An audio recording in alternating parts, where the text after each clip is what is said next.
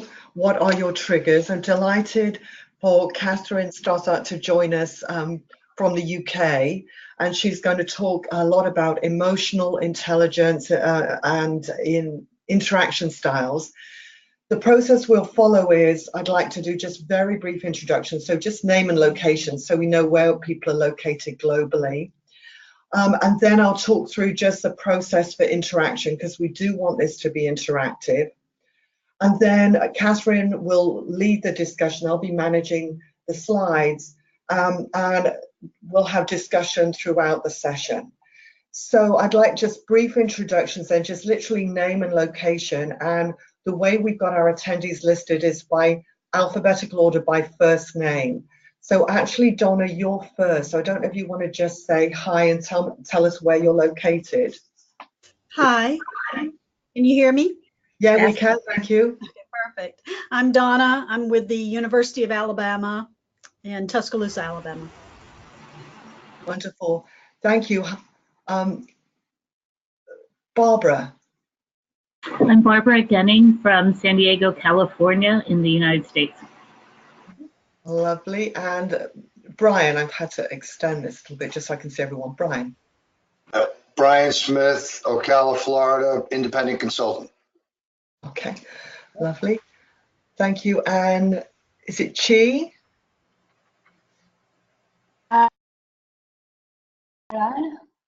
From Germany, Stuttgart. Say that again, we couldn't quite catch it or I missed it, sorry. Jie from Germany, Stuttgart. Oh, okay. Stuttgart, very good. Stuttgart, excellent. All right, thank you, Jie. And Donna, we've talked to Evelyn. Hi there, Evelyn Lemoyne in Seattle, Washington. Great, welcome. All right, Heidi. San Diego. Yes. I know Heidi and Barbara quite well because we're both part of the San Diego Association for Psychological Type. Right. Yeah, Jim. You just need to unmute.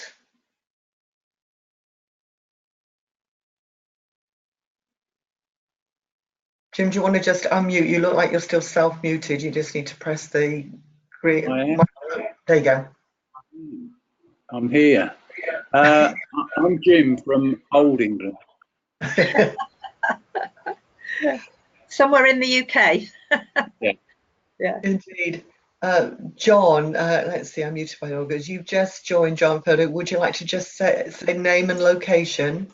Sure, I'm John. I'm from Upper Basildon in the UK, a coach and NLP trainer, and one of the original members of BAPT in the UK. It used to be called the Myers-Briggs Users Group. Yeah.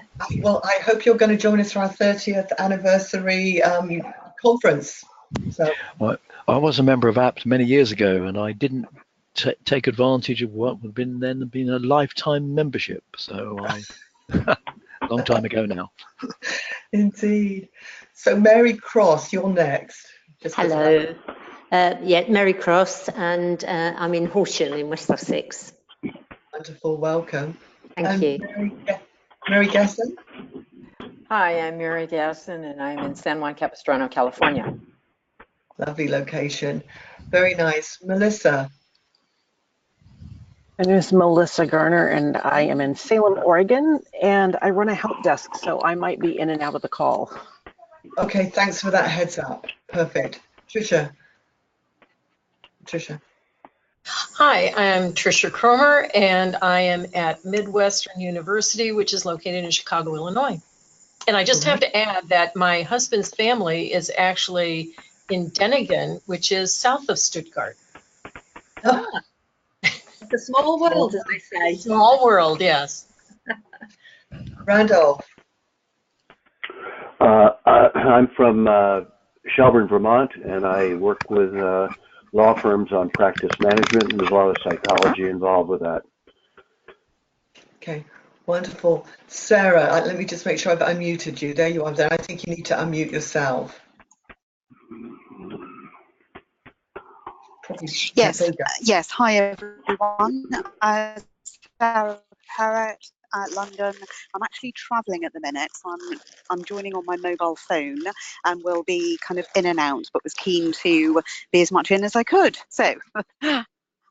Wonderful, thank you. So, Sandra, do you want to say hi? Hi, I'm Sandra Stroop, and I am calling in from Salt Lake City, Utah. Wonderful. Welcome, Sukaina. Let me just unmute you. Go ahead. Hi, this is Sukaina, and I'm in Lisbon, Portugal. Hi, Susan. Hi, how are you? Good. That's a nice place to be. Definitely. And Susan. You just need to unmute.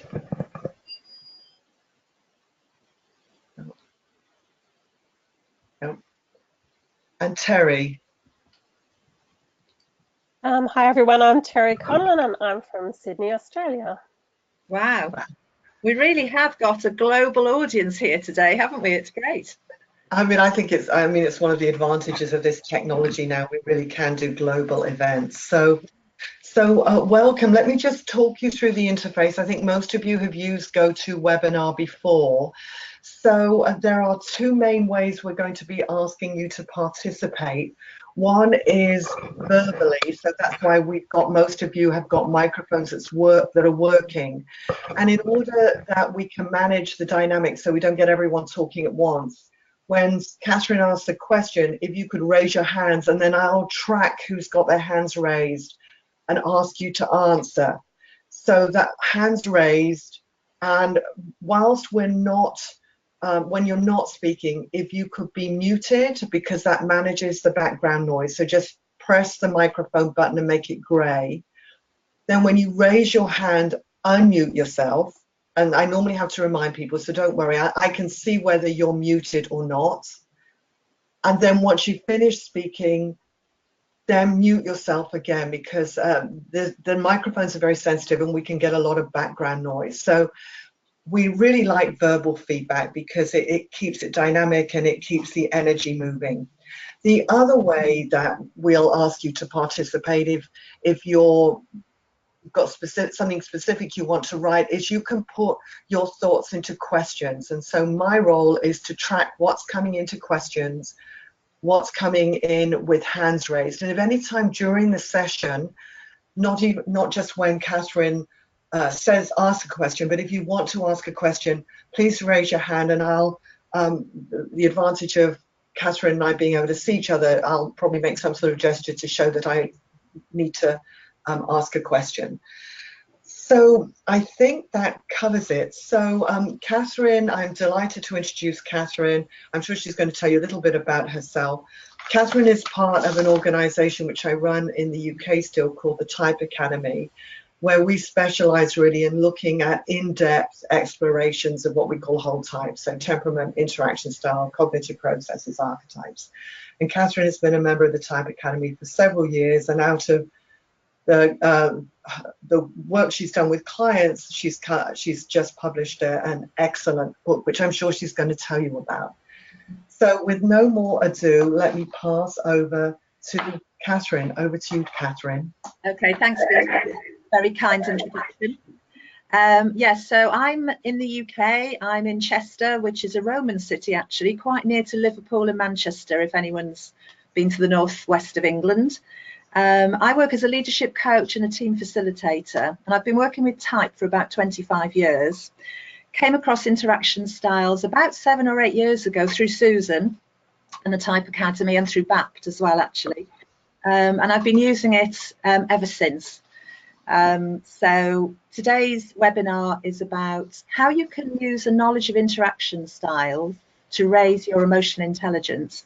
And in particular, we'll have a bit of a discussion around what triggers your positive and negative emotions when you interact with others. I just want to check how many people are familiar with the interaction styles lens. So if you're reasonably familiar with the interaction styles lens, could you raise your hand, please? All right, we've got 1, 2, 3, 4, 5, 6, 7, 8, 9, 10. So 11 people out of 18 are pretty familiar with interaction styles. Okay, great. So I'm assuming that other people, well, I'll ask the question. if you would say you have little or no knowledge about the interaction styles lens, could you raise your hand as well? Again, just to get a rough idea. So little or no knowledge, just 2 hands. Wait a minute, 1, 2, 3, 4 hands raised. Okay, brilliant. So I'll try and take account of that as I go through, but I guess to some extent, I'm assuming some knowledge. Right, so the agenda for this session, I'm going to say a little bit about emotional intelligence. I'm going to say a little bit about neuroscience, a little bit about the 4 interaction styles, and then, as I said, we'll have a discussion about triggers for positive and negative emotions when we interact with other people. So, when we communicate with other people, we usually have a positive intention, but sometimes the way we come across can have a negative impact. So there's a gap, and I call that the influence gap between what we intended by our behaviour and the actual impact that we've had. So sometimes we don't always achieve what we intended to achieve when we interact with others. So for example, we haven't asked people your types, but my type is INTP, so I'm a rational theorist, and I like to understand things, which means I tend to ask questions beginning with why quite a lot. But I noticed that although I have a positive intention when I ask people why, sometimes people react offensively, so clearly that has a negative impact. So I've had to adapt to find different ways to ask that question. I just wondered, I wanted you to take a minute just to reflect on any examples you have at work or at home where the impact of something's happened and the impact of your behaviour isn't quite what you intended. If you have an example you could share with us, could you please raise your hand? And whilst people are thinking, I mean, my energy is in charge, Catherine. And by the way, this is one of the really wonderful things you've added to interaction style that wasn't there before. And my intent is normally just to let's see that some action is being taken. And when I say something, I'm not necessarily telling someone what to do. And yet it is often perceived as me telling someone what to do. And particularly, it can happen with behind the scenes that it feels like I'm pushing, and behind the scenes don't like to be pushed very much. So the amount of times I trip over the intent and impact is quite considerable with the in charge energy.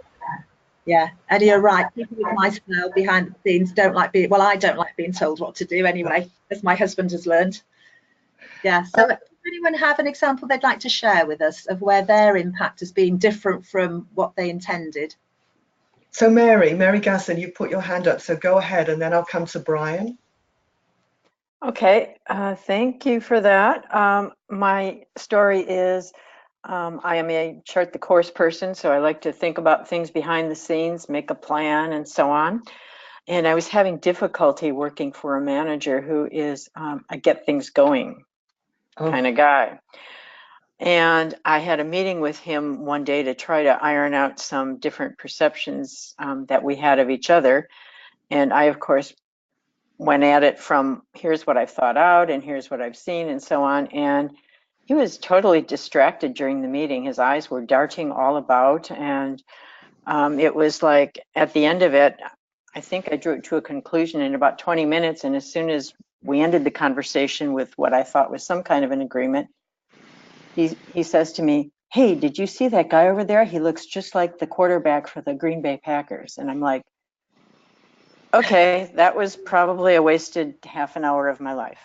Yeah, interesting. I mean, I think I do find with Get Things Going people, because they like to involve other people, I think they're always looking around, and I've had that same experience where I'm communicating with a Get Things Going person and I don't feel like they're listening to me because they're sort of looking around to see who else might be more interesting to talk to. Or I think they're just looking to see who's engaged, and there's just that sort of energy that goes out, isn't there? Absolutely. What I was reflecting was, I feel like they're looking for something more interesting. That's the impact on me, even though that isn't their intention. Yeah. Yeah. It's the way we interpret, isn't it? It's the other I word, I think, the interpretation. Exactly. Yeah.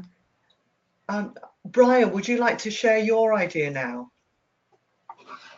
Yes. I do some coaching. I'm an ENTP, probably pretty strong E, strong P, strong N, and strong T as well. In some of my coaching with sort of senior level execs, not C-suite, but right below, sometimes something will come up and I tend to be very direct, and I'll say something that I mean it to be an option for them to think about. So for example, if somebody's talking about how they're not happy in their current role, I might say, well, you ought to think about leaving the company, or you ought to think about options outside of this one company in the field itself. And I see by their expression, usually shock, fear kind of look, that they think I'm actually advising them to leave when that's not my intention. So my intention is to give them something to think about. And I think they take it sometimes as a suggestion that's either coming from in the company or coming from me as an outsider, which is not intended. And it tends to be because I'm too direct and don't think about the impact that statement might have on the individual given their circumstances. That's happened several times with my wife too, by the way. Yeah. So they're almost taking your options as instructions to go and do something. Yes. Yeah. Yes. And that might be because they may be coming from the more in charge perspective, where if somebody if they tell somebody what to do, they expect people to do it. So maybe they're seeing it with their own hat on, as it were. It's possible. It's a learning point for me as a coach. Yeah, definitely. Yeah. Okay, great. Thank you for those two examples. Susan, are there any others, or shall I move on? No, there aren't. Okay, great. Thank you for those. And by the way, on this intention and impact thing, we usually judge other people by their impact, their behavior, but we judge ourselves by our intention. So that's something to bear in mind. I have a good intention, but I might do it really badly, but I judge myself by my intention. However, I judge other people by the impact of their behavior. I think that's attribution theory for any psychologists amongst us. And you can see why this can cause conflict in day-to-day life, can't you? Because of that attribution theory. Yes. Yeah, absolutely. Okay, so this gap between our intention and our impact is basically where emotional intelligence comes in. Because if you have self-awareness, then you know how you're coming across to other people, you know what impact your behavior is having. And if you are more aware of others, then you can pick up cues from other people about where they're coming from, what might be bothering them or whatever, so that you can adapt your behavior to manage the relationship with them. And I'm sure you're all familiar with this very simple model here of emotional intelligence and Daniel Goleman's book, which was published in 1996, over 20 odd years ago now. So the problem is being emotionally intelligent is, no, it's fine, Susan, yeah, do move on. Being emotionally intelligent is really difficult. And neuroscience tells us that being aware of our own emotions is pretty hard. Being aware of other people's emotions or interpreting other people's behavior is even more difficult. Who's heard of David Eagleman? You can see a picture of his book here on this slide. If you could raise your hand, please, if you've heard of David Eagleman or read his book even. One person, Randolph, has. Okay. Okay, fine. Well, he's American. He's a neuroscientist. I believe he's at the Baylor College of Medicine, which may mean more to you than it does to me. But he's a great communicator about neuroscience, and he says that perception of others is prone to error. Perception of the world around us actually is prone to error, but particularly perception of other people. And that our brains aren't just recording experiences, but they're creating them. And then our brains are trying to make sense of situations, and they can be right, but they can also be wrong. So we think we may be emotionally intelligent. We may think we're picking up cues from other people's behavior, but actually our brains are creating some of this, and we're not always right in the inferences that we're making. And one of the famous examples of this was the debates in the 60s between Kennedy and Nixon. And of course, this was at a time when television wasn't very common. So many people only heard the debates on the radio.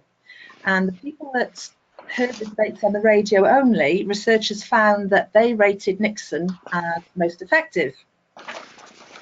People who actually saw the debates on television actually rated Kennedy as most effective. Kennedy came across as very relaxed and suntanned, while Nixon looked sort of sweaty and quite haggard. So, you know, people's brains were taking the physical appearance of Kennedy as an indicator of how effective he would be as president. Might be right, might be wrong, I don't know. But the point is that people's brains are creating an image and an experience. Moving on, it was somebody who's, again, another neuroscientist, Lisa Feldman Barrett. Now, has anyone come across this book or heard of Lisa Feldman Barrett? Please raise your hands if you have. Okay, Sarah's heard of it. Right. That's the only hand raised. And Terry Conlon, yeah. Okay, great. Yeah, well, she's another American neuroscientist. I think she's at Northeastern University. And she has a great TED Talk, by the way. So if you're interested in finding out a bit more about her findings about emotions, then please listen to her TED Talk. She writes and talks about how emotions trick your brain. And as you can see on this slide, she says emotions are basically your brain's best guesses for what your body's sensations mean based on your situation. So if your body, for example, if you have a red face, if my face goes red, my brain then, based on my situation, tries to work out why has my face gone red. Could be I'm angry, could be I'm excited, could be that I'm embarrassed. And the brain will work out the most likely explanation depending on the situation I'm in. But of course, it could be wrong.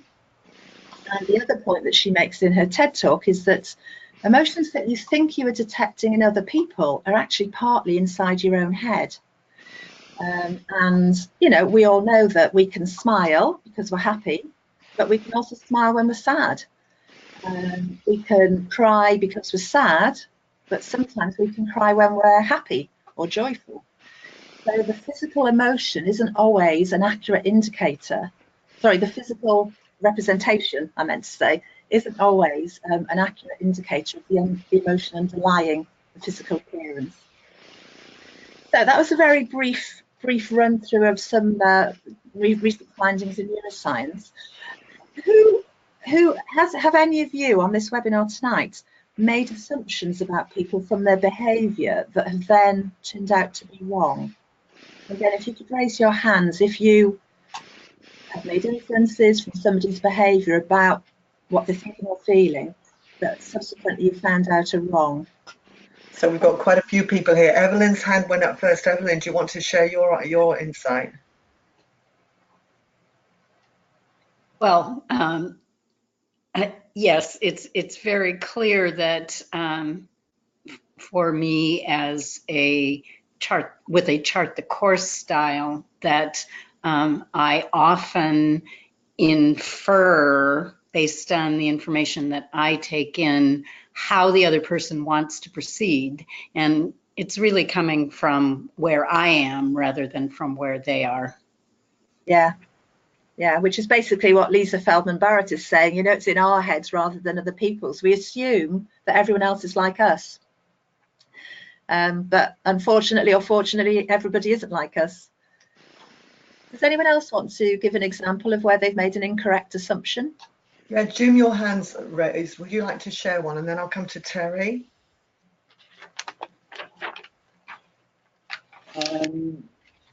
Yeah, for me, it's as you said earlier, really. When I pick up that in charge energy, that the assumption I make is that someone's trying to control me.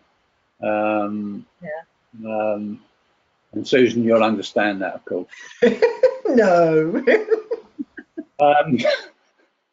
Yeah. So and that so often isn't the case. Right. That's right. That's right. In charge people are more open to changing their minds or more open to persuasion than they appear. But because they appear so, decisive and determined, sometimes you feel that it's not worth arguing with them or not worth putting in a different point of view. Nice. Terry, would you like to share your thoughts, your idea? Yes, I just had an experience this year with a friend who I knew online and met for the first time with my partner Keith in Vienna, and she's an ENFP, and I thought, oh my goodness, she's so flirty. And then just doing a bit of research yesterday, they said the first thing that ENFPs hate is being seen to be flirty, and I can see it was really just warmth, and I felt that, but there was part of it that felt really flirty. So I think that to me was just an example where I sort of put that hat on that situation, which wasn't the case at all. Yeah, that's a really interesting one actually, because of course your reaction could have been quite emotional, and things can quickly escalate, can't they? Yeah, and it was actually quite lovely, but it just felt different, and it was different to what I would do. Yeah, exactly. Yeah, great, thank you. Can we move on, Susan, or is there anything? Only that Sarah said very tricky for me to speak as she's I think Sarah wanted to add something, but it was tricky to speak. So Brian had his hand up, but he's put it down now, so I don't know. Was there something you wanted to add, Brian, or you think it's been? Go ahead. You need to unmute yourself. I was going to add just another example, but I think we had 3 good examples, so no need to speak. Yeah. Okay, that's great, thank you. So we'll move on then. So for What's me, a great example of only using relevant information? Yeah.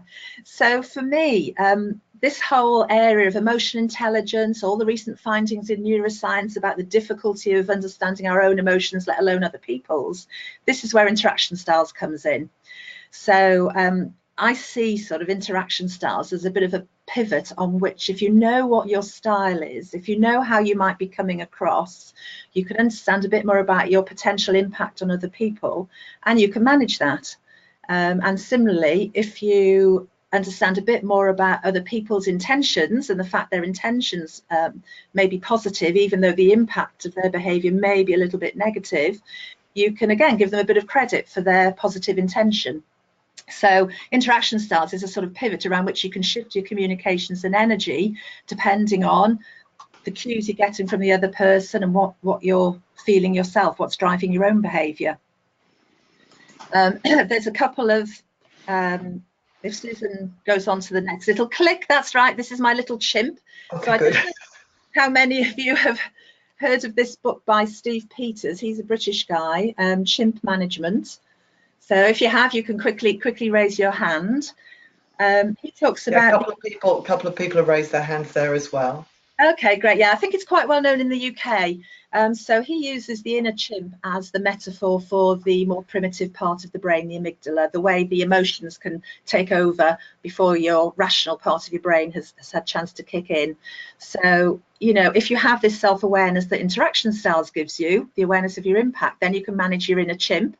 And on the other side, if you are a little bit more tuned into the positive intention of other people, you can be a little bit more empathetic towards the impact that they might have on you.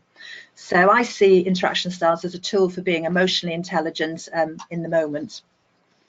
So that was a quick sort of scene set, really. Very briefly, I'm going to say a little bit about background to interaction styles, particularly for those people who are on the webinar who don't know much about interaction styles. So it's a model developed by Linda Behrens. The link that you can see there on this slide is a video of her talking about how she synthesized a lot of different sources. So she drew on the works of Carl Jung, Psychological Type. She worked with David Kiersel and Temperament. She drew on the work of William Marston about emotions. She drew on the work of Bolton and Bolton on social styles, and she also drew on DISC. So all of these things really she synthesized and came up with the patterns that she called interaction styles. And the definition of interaction styles that I use is about to come up on the next slide. Here it comes. So interaction styles are patterns of physical and verbal behavior displayed when interacting with others, linked to underlying inner drives, beliefs, aims and talents. So interaction styles, and I think that the really fantastic thing about it is this link between external behaviour and the inner drive. So this link between impact and intention, really. And of course, they linked to type. And on the next slide, you'll see the mapping that Linda did between interaction styles and type. So the two boxes at the top are the more introverted styles. They tend to take a responding role in communication, so they tend to think first before they speak or act or whatever. Two styles in the bottom two boxes are the more extroverted styles, and they're people who take a more initiating role in communication, speak before they think, etc. And then on the left, you've got the two styles that have a directing style of communication. So these are the styles, the people who are comfortable in telling people what to do and giving instruction, and they tend to be the ST and NJ preferences. And then on the right, we've got the two styles that tend to have a more informing style of communication. They tend to prefer to give explanation, give information, rather than telling people what to do. They like to let people make up their own minds about what to do. And they tend to be the people with the SF and MP preferences. So this slide has the mapping of type, psychological type, to styles.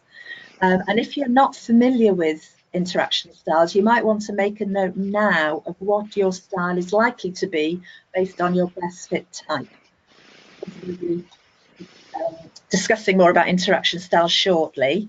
You'll also see two sets of names on this slide. So in lowercase, I've got Linda Behrens' names, the styles, and that's what we've been using so far in our discussion. In uppercase, I've got the names that I've used. So I wrote a book earlier this year, which was published by Pearson, called How to Get On With Anyone. And I've used 4 names there: navigator, synthesizer, mobilizer, and energizer in my book. Not because they're any different from the descriptions of Linda's styles, really, but because I and the publisher felt that one-word names were easier, simpler for people to get their heads around, and so on. Okay. Are there any quick, before we move on now into a little bit more about the styles themselves, are there any more quick questions about the background or the link with type from anybody? Could I add one thing here too, Catherine? Because although your names are nouns, they can also be converted into verbs. So energizing, or catalyst, because one of the advantages of Linda's names was you could use the interaction style with the temperament to get one of the 16 types. So you can still do the same with your framework. It's just that so they can be nouns or verbs. So I think they're interchangeable. They are, and actually I like to think of them as verbs, really. And in fact, I think on some of my slides I have got them as verbs. So yeah, I think verbs, because it's about what you do, and you can flex what you do. I haven't said much about that. We haven't got too long on this webinar, so I don't want to go into too much detail. But clearly, the style you adopt in a certain situation, while you have a natural style, you can flex your style. And of course, getting on with other people and working with other people, it's really important to be able to flex your style so that your impact matches your intention, etc. Okay, great. No more questions, Susan? Nobody's got let's just get any questions or thoughts or comments, anything that needs clarification before we move on to look at an overview of each of the 4 interaction styles. No, I'm not seeing anything, so. Great. So the 4 styles, this next slide shows the 4 styles again, and it shows what drives each style. So for example, on Chart the Course or Navigator they're driven by the need for a course of action, and they get stressed when they don't know what's going to happen. The behind the scenes or synthesizer, they like to push for the best result. That's what drives them. That's their positive intention, if you like. But they can get stressed when they don't have enough input time or credit. The in charge or mobilizer, push for action with results, but they can get stressed when nothing's being accomplished. And finally, the get things going or energizer, push for involvement and can get stressed when they're not involved. So I'm now going to very briefly give you a quick overview of those 4 styles one by one, starting with mobilizer. So the in charge or mobilizing, here I've used the verb style. So when there's a target or a task to be achieved, the in charge mobilizing person likes to just go straight for it. Let's get it done as soon as possible. So they have a positive intention. They want to get results. They come across as straightforward and determined, but they can also appear impatient or demanding. And obviously, if the impact of their behaviour is negative, then other people don't want to go along with what they want, or they may throw up barriers or problems. Chart the course or navigating style. For them, when there's a target or a task to be achieved, they like to work out a course of action. You know, how are we going to get there? What are we going to do? And again, that's a positive intention, and they come across as quite serious, quite focused. But they can also come across as too intense and even pedantic. And again, if there's that mismatch between their good positive intention but the impact of their behaviour, then they're not going to have the influence that they want on their colleagues. To get things going, the energising style, they like to involve other people, they like to be involved themselves. So when there's a task or a target to be achieved, they bring lots of energy and enthusiasm to the task.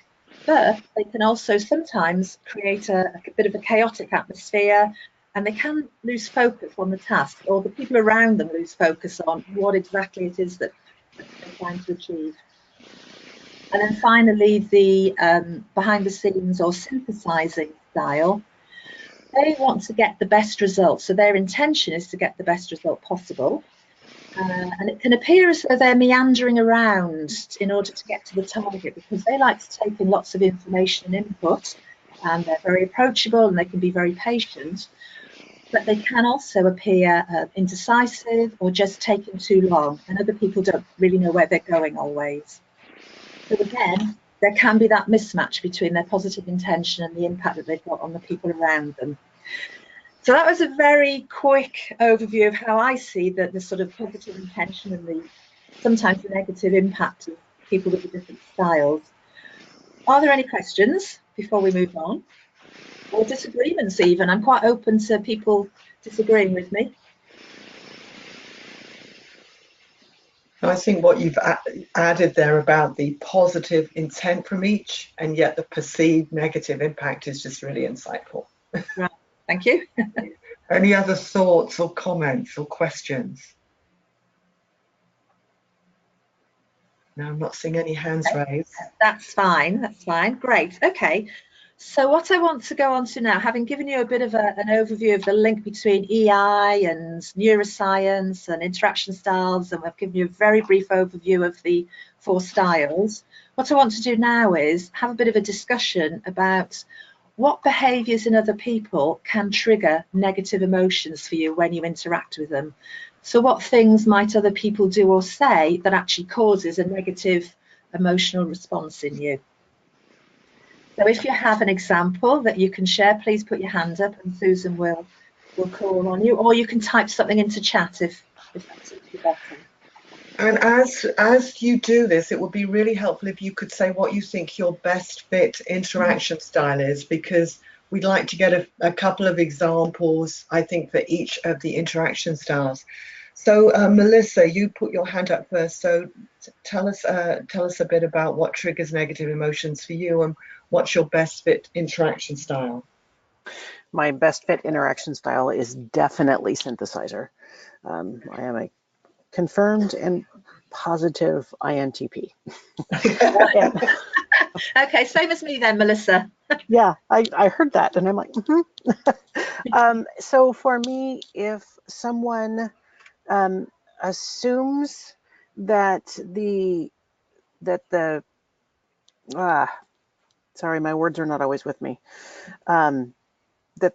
that what I really meant came from the worst possible motivation, or what I did came from the worst possible motivation, that makes me very angry.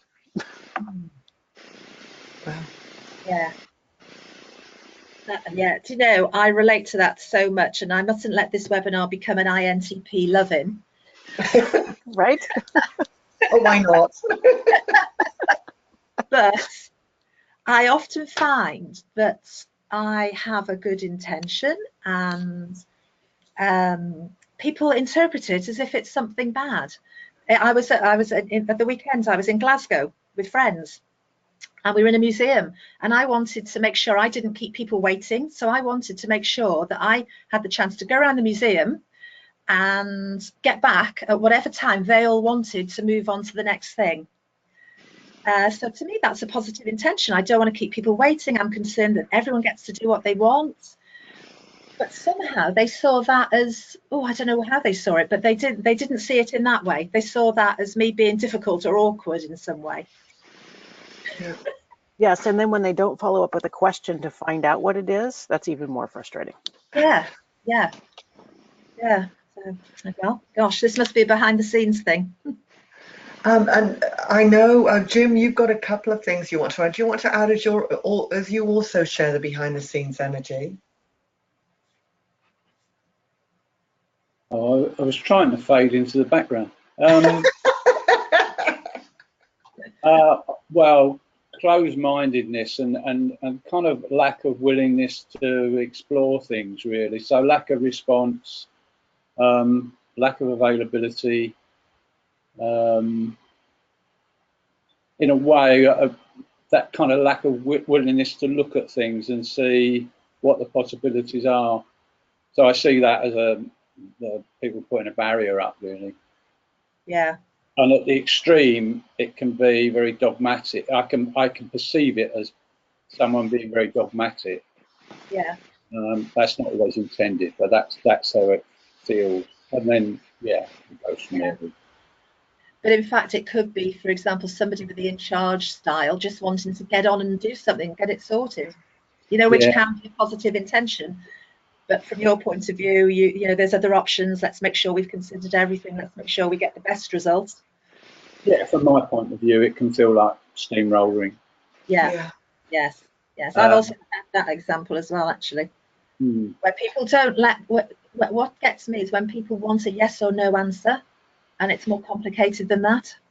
Well, it's always more complicated than that. Yeah. For us behind the scenes people, yes. It's never black or white, is it? No. Well, and I think it's all in pursuit, isn't it, of synthesizing all the relevant data to get the best result possible. I mean, that's the intent, isn't it? So why can't people see this? That's the bit that gets me. But anyway, yeah. Sorry, that's my humour. That may not be landing very well in the US. I just realised that. Oh, I think it will be. Now, what about, is there anybody else who's got an idea that I'd like to share from the behind the scenes energy? Brian, you have Get Things Going, don't you? So I think we'll go on to Get Things Going next. Anything else from behind the scenes? So Sarah for Get Things Going said, annoyed by cliques and people being left out. That's one of the things that triggers negative emotions for her. She has Get Things Going or Energizer energy as a stabilizer. Brian, I think you also share the sort of Energizer sort of rational theorist. What can trigger negative emotions for you when you interact? You just need to unmute. I was listening to the synthesizers, and some of what I was hearing are some of the things that trigger negative emotions in me. And part of that has to do with, I think I like to come to a conclusion, make a decision, and accept that we can't have all the facts, or we can't, in fact, get a perfect answer all the time. So you have to sort of take the 80% or 70% shot, move on, and if that's not working, fix it. So the learning for me is always stepping back and understanding that that's not how the rest of the world sees decision making. And that has a tendency to be part of the Energizer thing, where I can move from topic to topic very easily, see a decision as a temporary decision, not as a final decision. So I could say, we make a decision today. If it's not working, we fix it. And when I deal with, and this could happen even with picking a restaurant, as simple as that, where we're with a group of friends and people will say, Brian, you pick, and I'll say, okay, let's go to this Italian joint. And they'll say, no, I don't want Italian. Well, that frustrates the heck out of me. Why don't they just say what they want up front instead of waiting for me to have to keep saying, here's what I want, then they reject. Here's another idea, then they reject. And I only give 3 ideas then, or 3 suggestions. After 3, I say, okay, now you guys have to pick. That's the kind of stuff that sometimes I think gets the, and I'm not sure I'm not a full in the corner energizer, but I'm probably between mobilizer, energizer, and mobilizer type. And the learning point for us, I think, for people like that, for me, is to be patient, not expect everybody to behave and act like me. I'm not sure that's U.S. specific, but there tends to be more guys like me that I meet than what Jim said, as Jim pointed out, in the U.S. maybe. Yeah. I think sometimes people with the get things going or energizer energy are expected to put in a lot of energy, and I think sometimes they feel pressure to, you know, to come up with the options, to come up with the suggestions. And as you said, Brian, you can then get a bit fed up when you put in this energy, you put in these suggestions and ideas, and people knock them back. Yeah. I agree. Yeah, I think you're right. Sandra, you've had your hand raised. You do also have the get things going energy. Actually, my energy is chart the course. Right. And, you know, I just thought I would add to the conversation to say that, you know, what I see as motivating for me is moving towards that goal or that vision.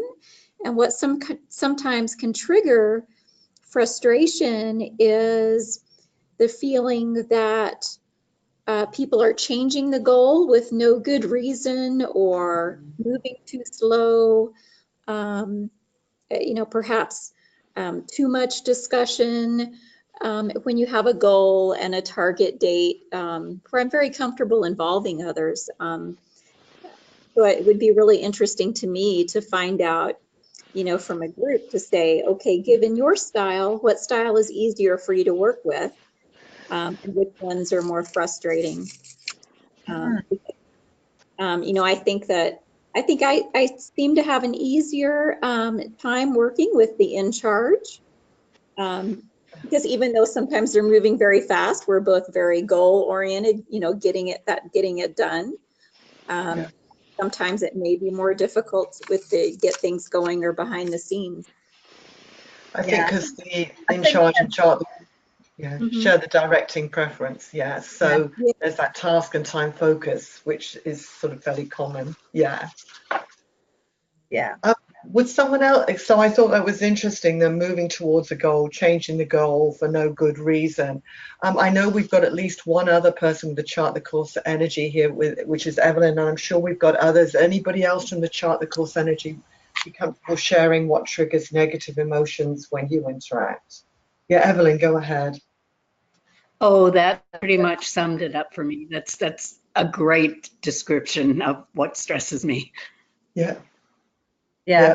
People changing the goal, you mean, or changing the plan for how to get to the goal? Yes. Yeah. Yes. It's interesting. I really like the word progress for chart the course. Linda never did, but to me there was something about chart the course that's seeing that progress. So Terry, you also put your hand up, and then I can come to Mary Gasson and other things that trigger negative emotions. Terry. Yes, I'm a navigator in this language, chart the course. And when you had in that chart before the stress and not knowing what's going to happen, that's spot on for me. So if even as simple as landscaping the garden, I need the big picture. If we're going somewhere, I need to know where, what day, what time, you know, all the details. So I'll often push for those, and that can be a bit of a trigger. Yeah.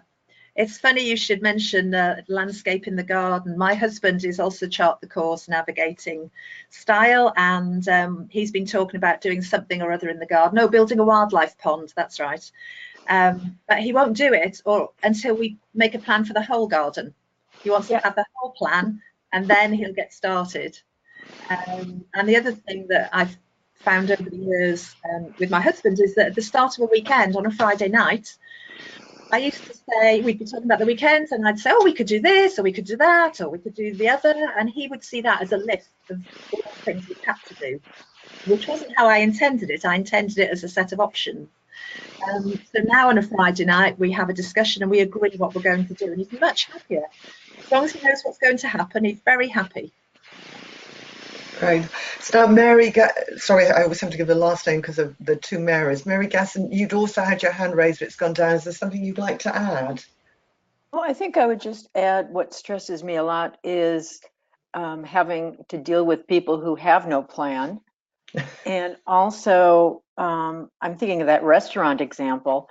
It would be very stressful for me to be with a group of people, and this has happened, and they want to make a restaurant decision, and somebody says, well, let's go to that place over there and all that, and it's like, well, I'd like to take a few minutes and at least look up what's in the area and maybe look at some online reviews before we make a leap into a totally unknown restaurant. So I think that chart the course or the navigator shows up even in very small interactions between friends, but it can be frustrating for me.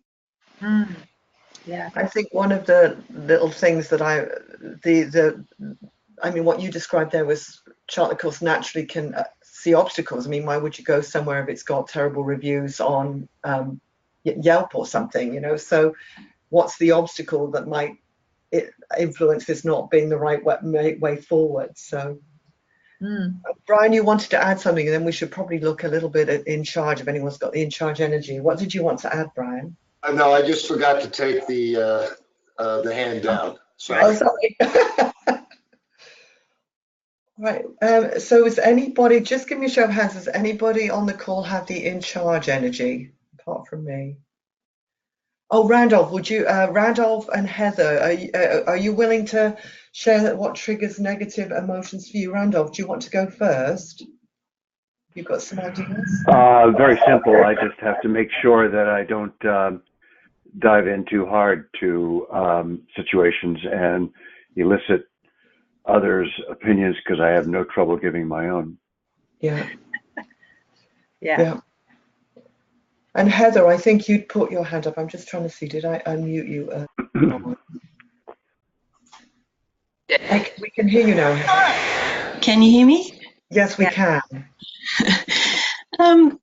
Yeah, I'm sort of listening to everything you're saying, and I'm not feeling in a particularly negative space, so I'm really having to dig deep to try and remember what triggers me. But definitely as a mobilizer, I do get frustrated by that. When the decision that's about to be made is just being discussed and discussed and discussed, and nobody seems to be coming to a conclusion. And underneath that, I seem to sense that nobody wants to offend anybody or take charge and trample on anybody, and yet nothing's actually being decided. It's, that picture of everybody standing at the door saying, you first, no, you first, no, you first. I just, I wouldn't necessarily be the one who rolls their eyes and barrels through, but I do find that my patience for that extended conversation starts to slip. Yeah. And I think that's a very common one for in charge mobilizer styles, isn't it, Susan? Yes, it's when nothing's happening when it needs to happen. I mean, it's all right if nothing needs to happen, but if something needs to happen, let's make it happen. So the negatives are when there isn't something happening when it needs to. Yeah.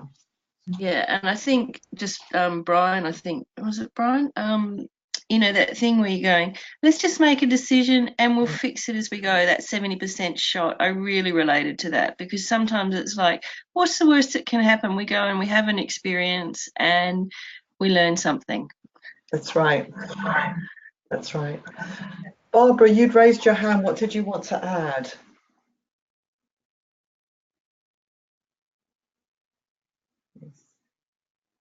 Hang on, you're unmuted. You're self-muted now, Barbara. If you need, but you should have.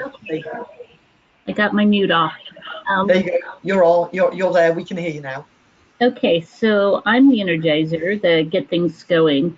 And one thing that triggers negativity for me is when I've put a lot of thought and a lot of effort into defining a situation, like planning a trip or putting on a workshop, and you get nothing back. You get nothing that kind of validates what you've done. And so I think that get things going, folks tend to need a little more appreciation or recognition to feel like they want to keep putting their energy into things. Yeah. Yeah, I think that's a good point. So, you know, if somebody is working with someone who has the get things going, energizing energy, then they need to give that appreciation and recognition in order to keep the get things going person motivated. Yeah. Now, Mary, you'd raised your hand. Mary Cross. I had, but then I don't have anything to add. I think all the things, I believe I'm an energizer, and I think all the things that the other energizers have said have resonance for me. So thank you very much. Good. Perfect. Okay. Shall we move on then, Susan, from there, if no one else has anything to add? Yeah.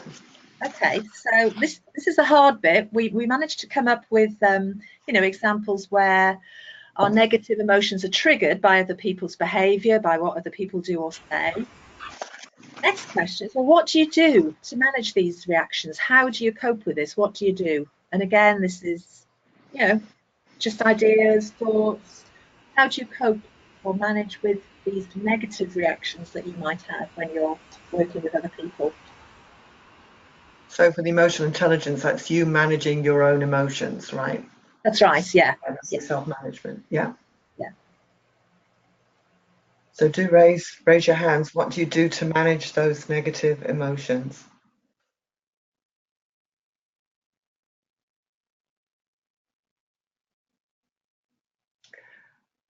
Evelyn, why don't you say, so we're looking back at the chart, the course. What do you do to manage those negative emotions?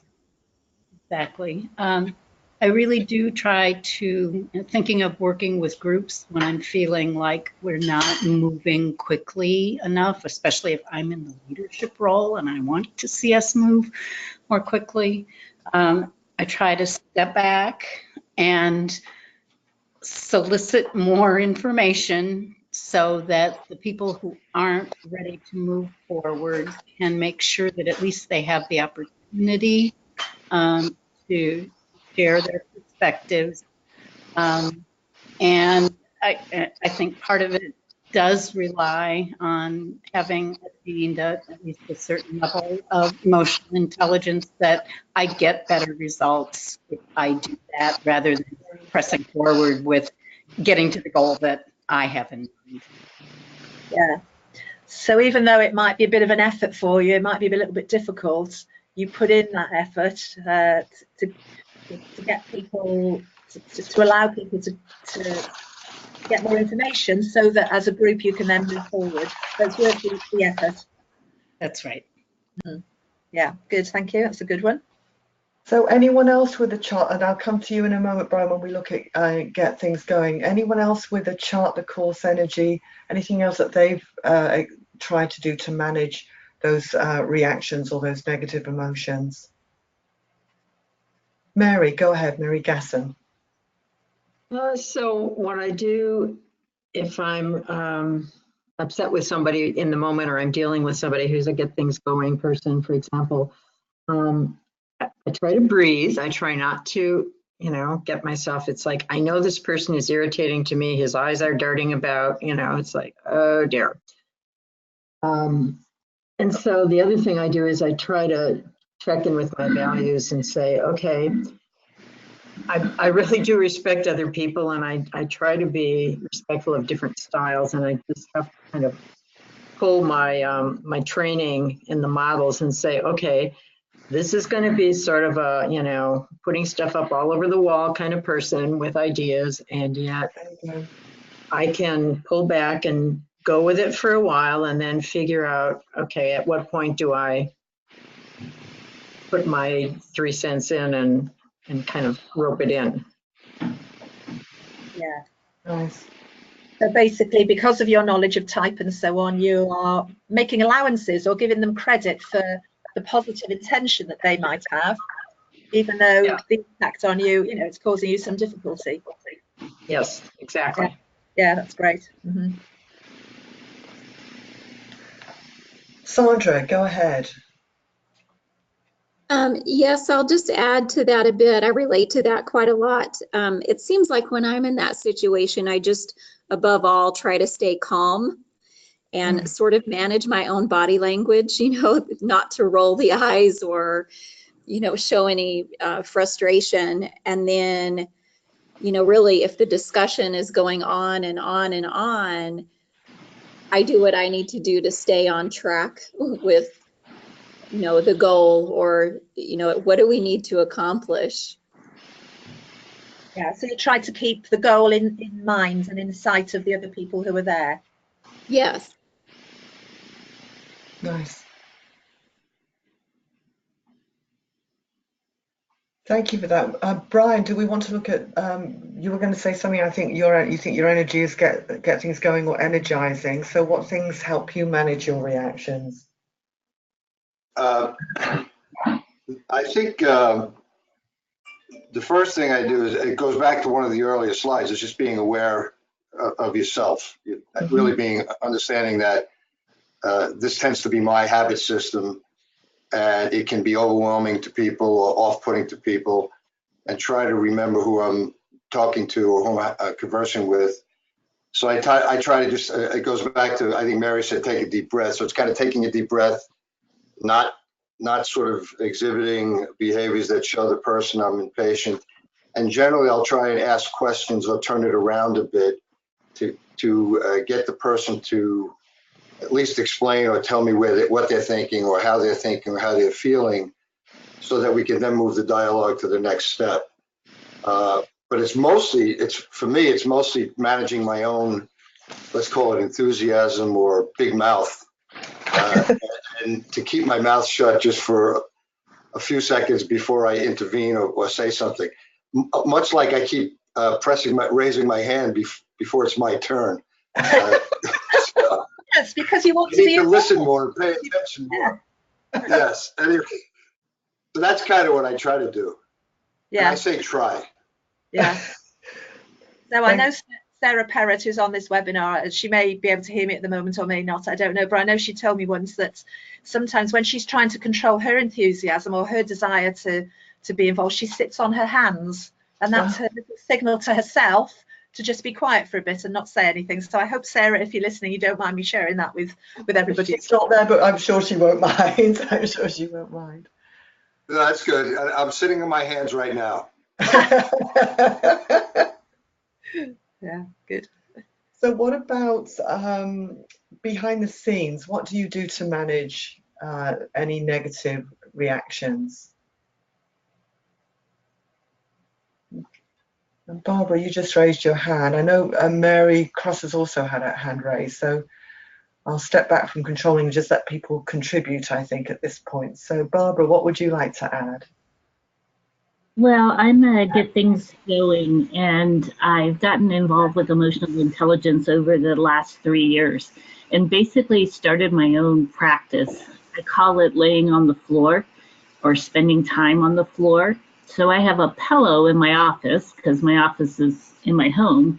And whenever my enthusiasm or my emotions start kind of ramping up, like, oh, I hate to write, I don't want to do this, I take my phone and I say, okay, Google, 5 minutes timer.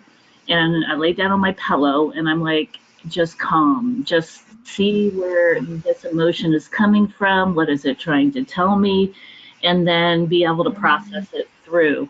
And I've found that's been wonderful at really letting me understand what my mindset is and how it's driving how I feel, so that I only let it derail me for 5 minutes, because I set my Google timer, so I'm not afraid to spend that 5 minutes and really get to the bottom of why I'm feeling the way I am. That sounds like a really good example of mindfulness. It does. It does. Very nice, Barbara. Jim, I think you were going to add something from the behind the scenes perspective. Yeah, I think this is where interaction styles is interesting, because I think I draw on temperament, idealist temperament in that situation, and just sit with it and stay with what feels right, really.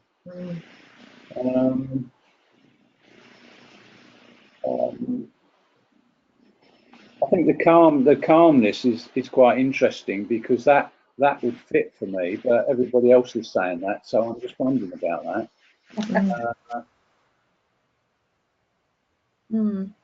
Well, I think generally, you know, Sarah's done a lot of work, hasn't she, Sarah, with resilience, and the breathing and calming your breathing helps to manage almost any emotion, doesn't it? Because it slows down the parasympathetic response. So.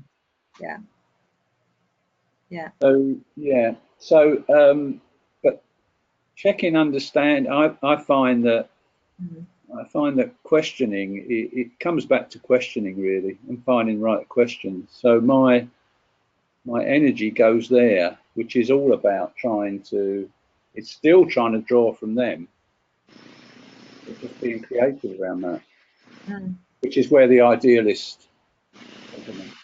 Yeah. I think for me, as a sort of behind the scenes synthesizer, I think I mentioned one of the things that's where I have a negative reaction is when people want a yes or no answer and it's more complicated. Yeah. What I tend to do in that situation is probably go away and work out how to give them what they want without too much explanation. Yeah. I guess I try to adapt to what they want, but I can't do that immediately. I might have to go away, think about it. You know, how can I put this across in a very brief, summary way? But it's difficult. Yeah. We've had a couple of other hands raised for a while now. Mary Cross, what would you like to add, Mary?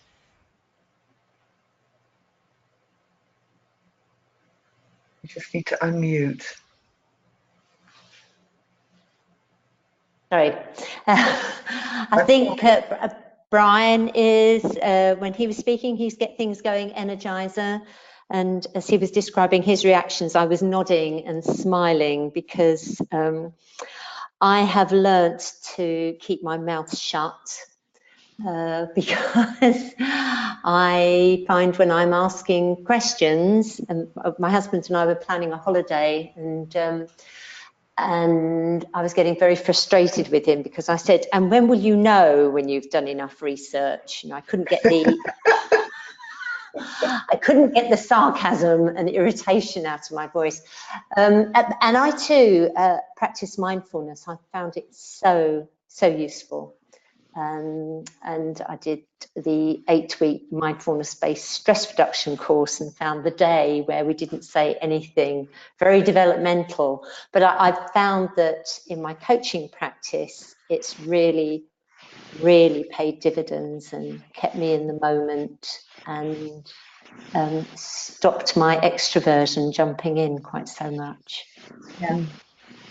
Yeah, it makes you more aware of what's going on in your body, and you know, you're more aware of your impact, and you're aware of what you're trying to achieve. It's good. Thank you. Melissa, you've had your hand up for a while. What would you like to add? So from a behind the scenes perspective, I find that often what helps me is perspectives taking. So stepping back and thinking, what is the other person in this situation thinking or feeling? Especially if I know what their preferences are, I can do that relatively easy. And that helps me go, oh, right, I'm just saying things all wrong, or I'm presenting my case inaccurately for them to be able to understand what I'm saying. Excellent. Yeah, I feel that's a little bit similar to what I said, and I think that's the accommodating. I think that is the behind the scenes ability, if you like, if it's an ability to accommodate to other people, and maybe we do it a bit too much sometimes. Agreed. Have we had anyone from In Charge? I don't think so. Randolph, did you have anything to add from the In Charge perspective, or anybody else from the In Charge? Heather, go ahead. I'm sort of thinking back to what I said earlier, which is that, you know, that no decision, or that sort of waiting for the group to come to a decision. I think it depends on how much I care about the decision as to what happens next. But I really like what I've heard people say, you know, in terms of there's this big multi-pronged approach in terms of, okay, tapping into my values, monitoring my body, monitoring my emotions, and all that sort of stuff. But sometimes it's just this internal recognition that there's this invisible dance going on that I don't know the steps to, and I just need to be still and shut up and wait for whatever's going on to be done. It's like there's something going on. It's meeting people's need. If I interfere in this, it's gonna block a flow that needs to complete. And I just need to wait, because I don't know this dance, and I'm really clumsy at this dance, and I just need to. They can move around me if I don't actually move. And so I'll just shut up. But if I don't care about, there's another, you know, I know that when I'm not at my best, I just check out, and you know, I just drift off and think about other things, and wait for them to be a sense of motion come back into the room, and then I'll reconnect. Yeah. Interesting. Yeah, I love that analogy of the dance. Yeah.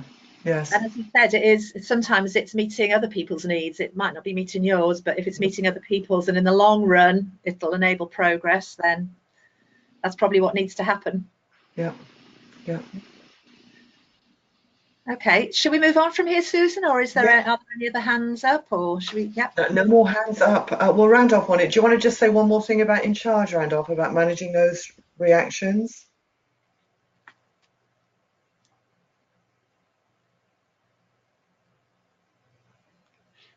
Check. I'm seeing that microphone, but let's move on. We can always add something afterwards. So. Okay. So the next question for discussion is, what behaviours of other people can trigger positive emotions for you when you interact with them? So what is it that other people do or say that can help trigger your positive emotions and positive reactions? And again, if you've got an example that you're happy to share, please put your hand up. So I'm not sure, Randolph, if it's the same hand or you put it back up again. So what? Oh, I'm sorry. That was before I had two mutes, and I pressed one of them, and I didn't know which one I had on. So go ahead. I'm not responding to this particular question. Okay, that's fine. Actually, Susan, I've just remembered there was one comment I was going to make on the last thing about what you do to manage your reactions, and so we had loads of good ideas about mindfulness and all those other things. There's another thing. Apparently, according to the neuroscientists, you can prime your brain or train your brain. So if you go through a sort of an if-then, you know, if such and such happens, then what I will do or say is X. So I just wanted to put that one in, because I think that's quite a good thing. This whole thing about your brain learning from past experience or priming your brain for certain situations, and I think that can be really helpful as well. Right. So anyway, coming back to this one then, what triggers positive emotions for you when you interact with other people? So Jim, you put your hand up. So what triggers positive emotion for you with the behind the scenes synthesizer? Well, recognition of the behind the scenes behaviour, really. So feedback that says it's not about me. I'm not about me. I'm about them. that kind of positive feedback is very reinforcing, because then I kind of feel okay and not in a position where I've got to provide something. I can just work with them and explore with them. Nice. Very nice. Thanks. Heidi, you raised your hand. I think you have a get things going energy. You're self-muted, Heidi, if you want to say something. You need to just unmute. It is one to...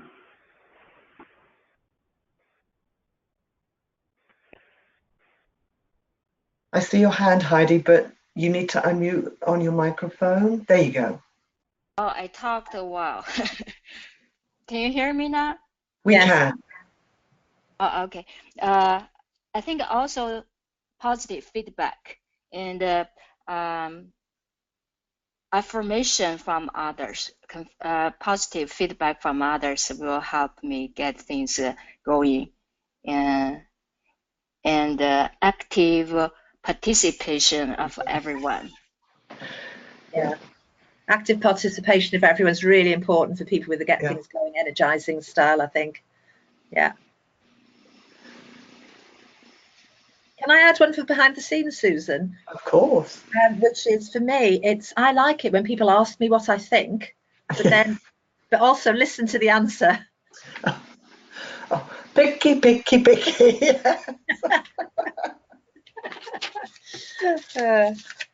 Yeah, so we haven't had what triggers positive emotions for someone with a chart the course energy. Is someone wanting to share a chart the course example? Evelyn, go ahead. So when I am recognized for the quality of the product that's produced, or the engagement of the people, or something that really focuses on the result as opposed to the way I made it happen, I guess. Yeah. Yeah. That sounds like the thinking preference coming out there a little bit. Oh, just a little. Yes. I don't know what your type is. I know you've said chart the course for interaction style, but preferences are INTJ.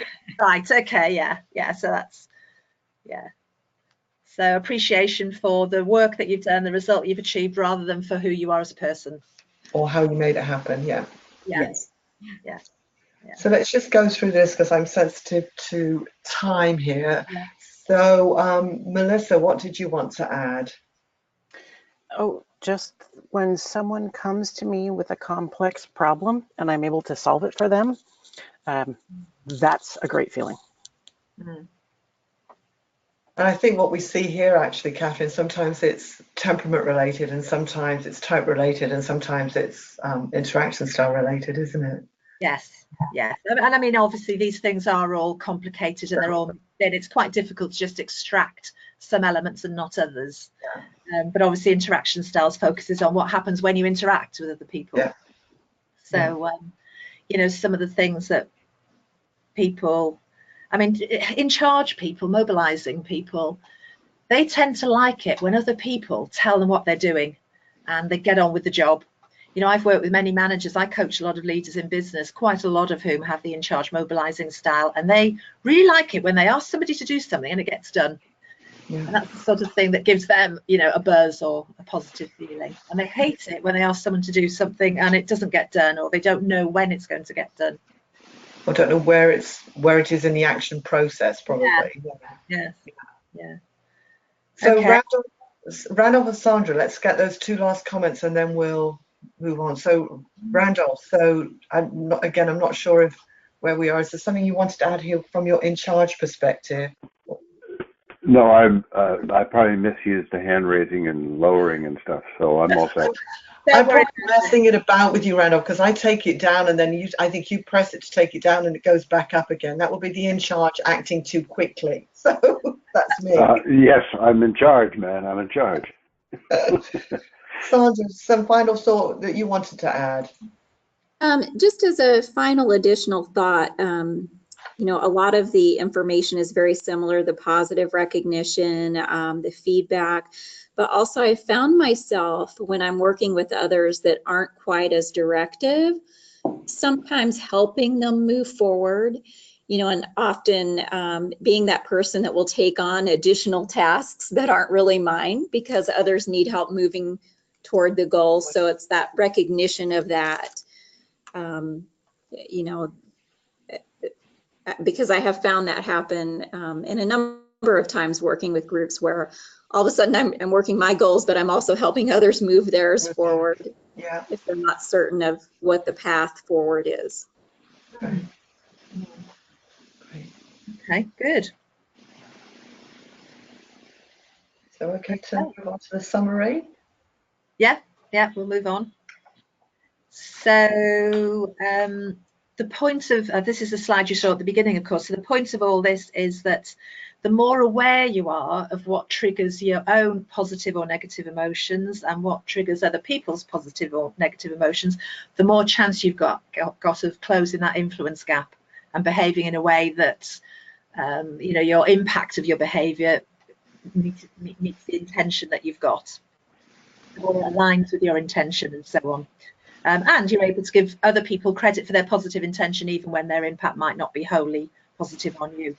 So we've got a couple more slides which have got some very basic tips for emotional intelligence for the 4 styles. Some of these we've already, I think, mentioned as we've been going through, but so if you're working with someone who, for example, has the in-charge mobilizing style, then tell them what you're doing, get to the point quickly. I once did some work with, I had to go meet the customer service director of a utility company, I hadn't met him before, and people said to me in Insights, if those may be familiar with Insights, in Insights he's a red. So I immediately knew that meant I had to be bold, be brief and be gone. So, you know, and I think it's the same with in-charge mobilizing people, you know, be bold, be brief and be gone. For Chart the Course Navigator, tell them what's going to happen or let them work out the course of action to achieve the target. Or Get Things Going, energizing people, involve them, listen to their ideas, show enthusiasm. They absolutely hate it if people aren't enthusiastic about their ideas. And for behind the scenes synthesizing people, ask them questions, listen to their input and give them time to explain themselves. And then we've got another slide with some EI, emotional intelligence tips for yourselves. So if you are an in-charge mobilizer, slow down, listen to others, explore options, control your impatience, or maybe check out, as somebody said earlier, to give yourself that bit of time. For Chart the Course Navigators, speak up, show some warmth. Sometimes navigators can come across as a little bit too serious. Show some warmth, plan what you want to say, so then you're able to say something rather than not saying anything. A number of managers I've coached have this style, and they tend not to say a lot in meetings, and sometimes their thoughts, their ideas are overlooked, or they don't contribute. For the Get Things Going energizer people, slow down, listen to others, focus on the task and maybe say less. I think we've already said that in the course of this webinar. And behind the scenes synthesizing people often need to speak up, be more expressive. Sometimes with their body language, they may need to be more expressive. And they have to perhaps summarize their specific points rather than appearing to waffle. So I think that's just about it. There's an opportunity, a little bit more time, if anybody's got any other comments to add or questions. And we're very happy to have a little bit more debate or discussion. So are there any questions or comments that people have? And just mention your book specifically, Catherine. I know it's there. But... Okay, right, thank you. Yeah, so there's a little image of my book there, and I do have a copy alongside me. It's available on Amazon, so I guess that means all over the world. It's also available in various bookshops. It's about how to apply interaction styles. So it's a practical guide to building better relationships with other people, using interaction styles as the framework, if you like. There's loads of case studies. It's based on, as I said, I've been using interaction styles for 7 or 8 years in coaching work and in team building. So there's lots of case studies, home situations, work situations. There's lots of hints and tips. There's lots of information about how to trigger people's positive emotions as well as their negative emotion, or avoid triggering their negative emotions. And then In part 3, I've got chapters on more general themes like self-confidence, power and charisma, resilience and re-energizing, and how to be an engaging communicator. So a lot of the tools and techniques in part 3 of the book are ones that I use in coaching. So they draw on a lot of different sources. Part 1 is about interaction styles, and part 2 is about if you are living or working with someone who's a particular style, how this might impact you and how you might need to adapt your behaviour. But as I said, part 3 is very general and draws on a lot of different tools and techniques, and there's loads of references. So I think it's quite an easy read, but for anyone who wants to dig deeper, there are loads of references to other material. Speaking of references, I have a quick question. Who is the author of that chimp management? Oh, the chimp, that's Steve Peters. It's actually called The Chimp Paradox. I'm looking at it here now. Oops, sorry. The Mind Management Program for Confidence, Success and Happiness. Yeah, it's not on this resources list, Susan, unfortunately, but it's The Chimp Paradox, Professor Steve Peters. I reckon it's quite a good book. You can read the first couple of chapters and understand it. To some extent, the chapters, I think, go on a bit. But yeah, it's really good. And as I said, certainly within the UK, a lot of people talk about their inner chimp, which sort of jumps on them and takes them over. And they have to keep their chimp under control. So it's quite a good little metaphor. So Susan put up the slide here for other resources for interaction styles. Obviously, Linda Behrens' book, Susan's book, my book. And then there's various things. And this is not an exhaustive list, but if you haven't come across them, there's a few things there you can look up on YouTube and so on. I haven't specifically referenced the neuroscience stuff on this slide, but obviously you can see them on the slides I used if you have copies of the slides afterwards. And if you do decide to get my book, there's absolutely loads of references to neuroscience and all sorts of other things. And your book's available in hard copy and as a Kindle? Oh yes, it's available on Kindle. Yeah, I forgot to say that. Yes.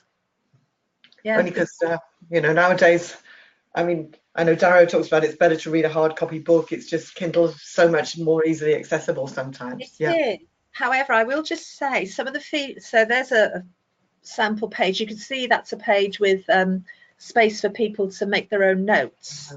There are lots of activities in the book, lots of templates. And I know one person who read it on the Kindle said that she couldn't, you know, make her own notes on the Kindle. Interesting. But, you can have a piece of paper alongside to scribble anything down that you want to. But yeah, Kindle, it's good. Are there any other questions or comments about interaction styles or resources or so on?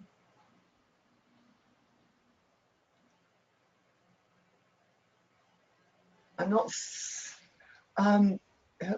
hand went up and went down again. Well, listen, Catherine, thank you so much for, Heidi, did you want to say something? And then I'll do a quick summary. You're self-muted, Heidi. If you want to speak, you need to just unmute. There you go. Is it over? Is it over? I can ask next time.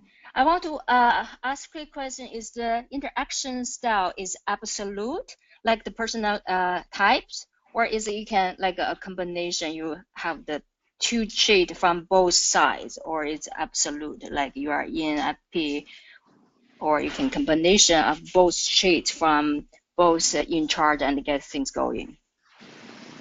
Well, I'm sure Susan will want to answer this as well. I'll give my perspective on it. My perspective is that they're very situational and we flex. And a lot of the time we flex between the styles without consciously knowing that we're doing it. Obviously, if we are conscious of it, then we've got more choice.